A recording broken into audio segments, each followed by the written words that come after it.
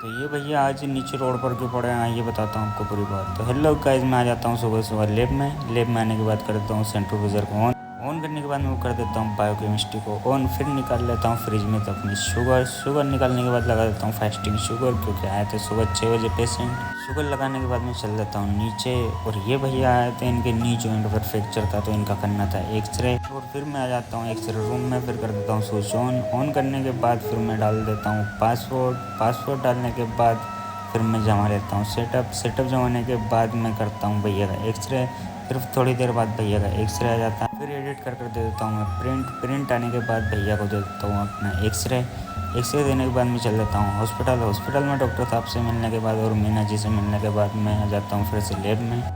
में आने के बाद सैंपल का सामान लेते ही चल देता हूँ फिर से हॉस्पिटल। और ये भाई ये बनवारी जो दिन भर मोबाइल ही चलाता है। फिर मैं चल देता हूँ हॉस्पिटल की, और हॉस्पिटल में जाते वक्त मैं ले लेता हूँ कॉटन लेने के बाद मैं ले आता हूँ सैंपल लाने के बाद टेस्ट लगाने के बाद मैं कर देता हूँ सिस्टम में एंट्री करने के बाद फिर मैं निकाल देता हूँ रिपोर्ट निकालने के बाद दे देता हूँ पेशेंट को रिपोर्ट देने के बाद मैं जाता हूँ मेडिकल पर, फिर करता हूँ अपने ब्लॉग को यहीं पे। राम बोलो जय श्री राम।